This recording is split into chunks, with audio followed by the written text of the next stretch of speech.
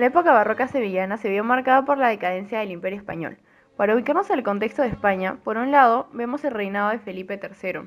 Por otro, la continuación de la Contrarreforma, asentando división entre protestantes y católicos. Asimismo, tenemos la expulsión de los moros, la Guerra de los 30 años y la Guerra Franco-Española. También se vio gran decadencia en la agricultura, ganadería, comercio e industrias, y asimismo la burguesía se debilitó. Finalmente se vio una gran reducción demográfica, hambre y escasez, epidemias y pestes, y un gran incremento en los miembros del clero. La escuela sevillana se caracteriza por la búsqueda de la emoción en sus obras, o de lo contrario perturbar al espectador. En sus escenas crudas encontramos personajes representados de forma alargada, donde se resalta el drama y evade la armonía, el equilibrio y la serenidad. Los comienzos de la Escuela de Arte Sevillana se remontan a la Baja Edad Media. En el siglo XVII alcanza su mayor esplendor. Se le considera la escuela pictórica más importante de España, y está dividida en tres periodos.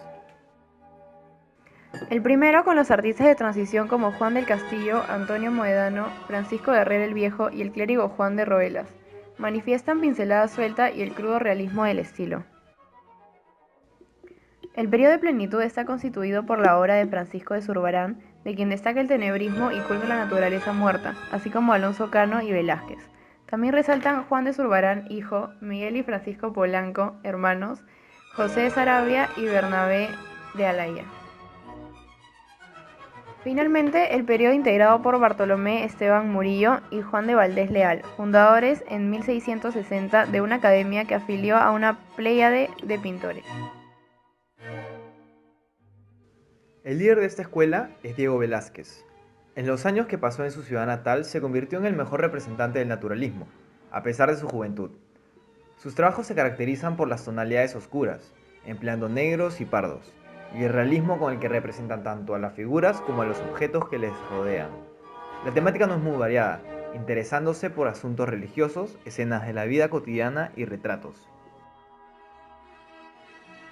La principal aportación de Zurbarán a la pintura española del barroco será el reflejo de la vida, las creencias y las aspiraciones de los ambientes monásticos, para los que el pintor realizó prácticamente toda su obra.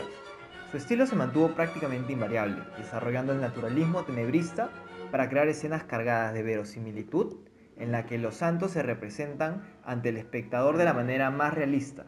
Por esta razón, Zurbarán es el pintor de los hábitos. Esta inmovilidad fue durante varias décadas el secreto de su éxito.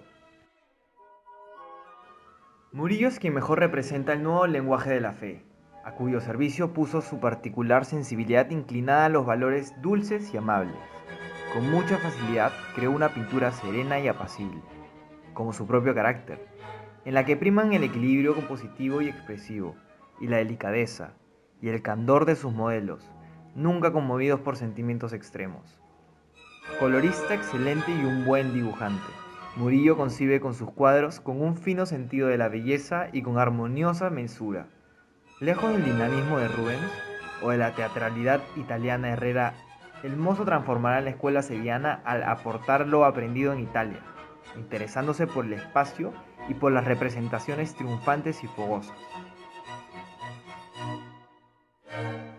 La ductilidad del lenguaje de Valdés Leal le permitió superar su inicial falta de personalidad para crear un estilo que fue mejorando progresivamente a lo largo de su vida, tanto en calidad técnica como en contenido expresivo. Fue sin duda un artista de su tiempo, preocupándose por el movimiento, por la riqueza del color y por la variedad compositiva utilizando una pincelada fluida con la que intensificaba la expresión de sus personajes y la vibración lumínica de sus obras. Sin embargo, estas cualidades quedaron en ocasiones mermadas por la negligencia y el descuido de su ejecución, en los que cayó por la necesidad de trabajar deprisa para cobrar pronto la no excesiva remuneración que recibía por sus obras. Otro artista es Alonso Cano, pintor, escultor, arquitecto y diseñador, interesado en muy diversas áreas del saber y enamorado en su madurez de una idealización y un clasicismo extraño en tiempos del barroco tenebrista. En 1638, cuando se traslada a Madrid, descubre las grandes colecciones de grabados y dibujos del rey. Su fama en la corte será tal que, además de trabajar como pintor de cámara del conde duque de Olivares, recibirá el encargo, junto a Velázquez, de seleccionar nuevas obras para el incendiado Palacio del Retiro.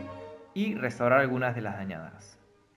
Lo cierto es que su vida fue bastante inquieta, aunque en su serena obra no se aprecie dicha circunstancia, llegando incluso a verse obligado a abandonar la corte acusado de haber intervenido en el asesinato de su segunda esposa.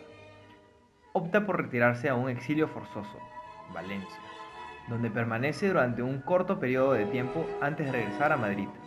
Es finalmente en esta ciudad donde se decanta por la pintura y se aprecia por un cambio en su estilo, ahora mucho más delicado.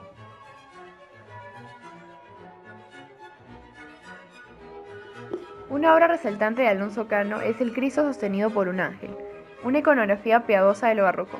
El joven ángel, de alas oscuras y dañadas, denota incertidumbre en su rostro y apoya sutilmente sus manos sobre los hombros de Jesús. Jesús se muestra con un cuerpo pálido y sin fuerzas, pintado a la manera de Miguel Ángel. Se notan las llagas que dejaron los clavos de su crucifixión y en una transición de su muerte a la vida. Con un estilo caravallista, la luz ilumina fuertemente el cuerpo de Jesús, generando penumbra a su derecha. Como la mayoría de pinturas barrocas, se muestra la naturaleza muerta.